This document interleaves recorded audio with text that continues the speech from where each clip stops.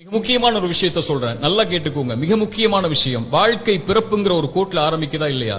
அந்த பிறப்புங்கிற கோட்ல ஆரம்பிச்ச மாதிரியே மறுபடியும் மரணம்ங்கிற அதே கோட்ல வந்து முடியும். பிறக்கும் போது எப்படி ஒண்ணும் இல்லாம வந்தானோ அது போல மரணிக்கும் போதும் ஒண்ணுமே இல்லாம எல்லாத்தையும் விட்டுட்டு போயிருவான். அவனுடைய செல்வம், சொத்து, குடும்பம், குழந்தை எல்லாத்தையும் விட்டுட்டு ஒண்ணும் இல்லாம பிறந்தது மாதிரியே போய் சேர்ந்துருவான்.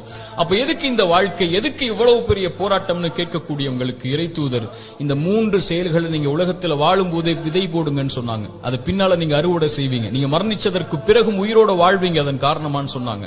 அந்த 3 விஷயம் என்ன தெரியுமா? முதல் விஷயம், இறைவன் உங்களுக்கு செல்வம்னு ஒண்ணு கொடுப்பான், அது பிறருக்கு இந்த உலகத்திலேயே கொடுத்து உதவுங்க. அதன் மூலமாக ஒருவன் பலன் பெற்றிருந்தால், அதன் மூலமாக இன்னொரு பலன் பெற்றிருந்தால் அந்த தொடர் நன்மை உங்களுக்கு வந்தடையும்னு சொன்னாங்க.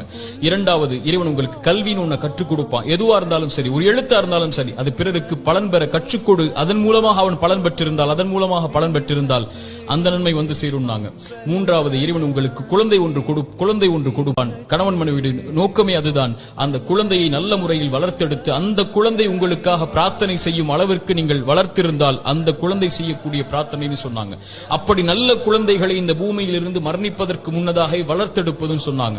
இந்த 3 விஷயத்தை யார் இந்த பூமியில் மரணிப்பதற்கு முன்னதாகவே உலகத்தில் விதை போடுவாரோ அவர் மரணித்ததற்கு பிறகும் அதை அறுவடை செய்து கொண்டு இந்த உலகத்தில் உயிர் வாழ்ந்து கொண்டே இருப்பார். இந்த உலகம் அழியும்.